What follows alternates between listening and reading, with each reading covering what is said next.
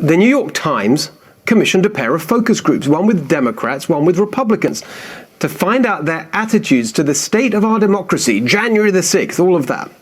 And it turns out they were surprised by what the Democrats said because it ran completely counter to the entire narrative that's been pushed for the last year by the New York Times, by all the rest of the establishment media, and by Democrat politicians. Here's what they said about the Capitol riot. And as you listen, remember these are Democrat voters saying this. Quote, "It's an inevitable boiling point of flawed systems that were put into place and have only gotten worse over the years. The enemy is the system that needs either a complete makeover or severe reform in order to protect the livelihoods of the people, not the rich." Oh, not an attempted coup then, an insurrection. Here's another Democrat, quote, "I think it was the frustration of the American people. People are fed up with politics telling you lies." We heard a lot about the big lie this week, but as that Democrat voter said, the reason so many Americans are frustrated and angry is because the people in charge just seem like a bunch of big liars. They lie shamelessly all the time.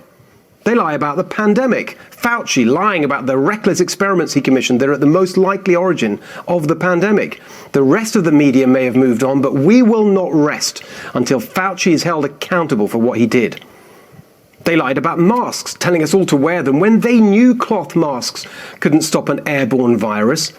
They lied about lockdowns, they lied about social distancing, about testing, about the vaccines, and now they wonder why nobody trusts a word the public health experts say about anything. They told us that defunding and demoralizing the police wouldn't lead to higher crime. That was a lie. They lied about individual crimes, the evil SUV that murdered 6 people in that Christmas parade, Jussie Smollett, Kyle Rittenhouse, the Covington kid. Anti-Asian hate portrayed as white supremacy even when carried out by black attackers. They lied, they continue to lie about Biden family corruption. In fact, they don't just lie, they censor the truth. They lie about the economy. They said spending trillions of dollars wouldn't fuel inflation. And now look, they said the supply chain crisis was just rich people worrying about their treadmills. They lie incessantly about their climate crisis. They pretend we can hit their carbon targets without natural gas and nuclear power. They endlessly push solar panels, wind farms, electric cars, when a recent report said electric cars, quote, "will not significantly reduce carbon dioxide output, only shift its location." They lied about Russia, they lied about China, and of course they lied non-stop about their humiliating catastrophe in Afghanistan. On and on it goes, lie after lie after lie. And yes, these are lies. They're not mistakes or differences of opinion. They know the things they're saying are false, but they say them anyway. And the most destructive, divisive example paraded before us this week. Are we going to be a nation that lives not by the light of the truth, but in the shadow of lies? Right now, in state after state, new laws are being written, not to protect the vote, but to deny it. Not only to suppress the vote, but to subvert it. The shadow of lies. What he said is a lie. The changes he's talking about are designed to clean up the mess of the pandemic voting rules. In most cases, they actually make it easier to vote than before the pandemic. But Biden's lie gets to the heart of the entire cynical spectacle the Washington establishment put on for us this week. All of it had a partisan political purpose. Why are the Democrats, after an election in which more people voted than ever before in history, hysterically screaming hyped up nonsense about our democracy being under attack?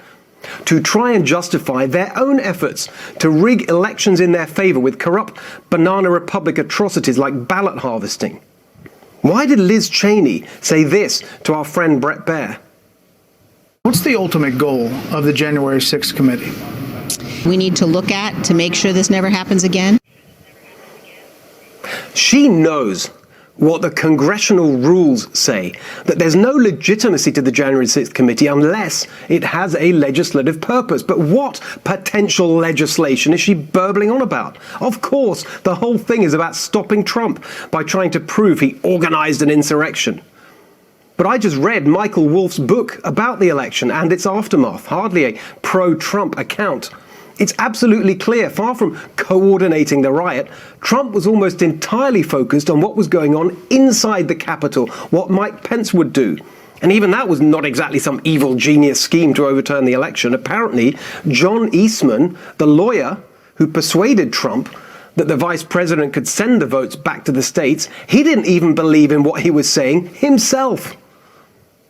Obviously, the establishment are exploiting January the 6th to try and destroy Trump, his movement and his ideas.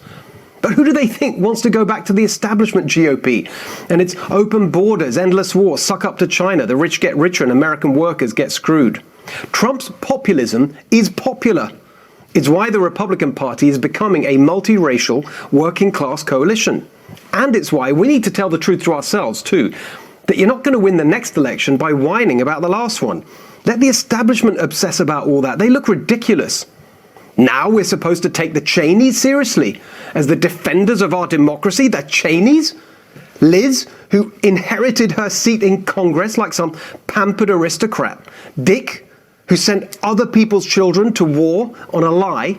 Wars that shoveled billions of dollars into the bank account of Halliburton, the defense contractor he used to run.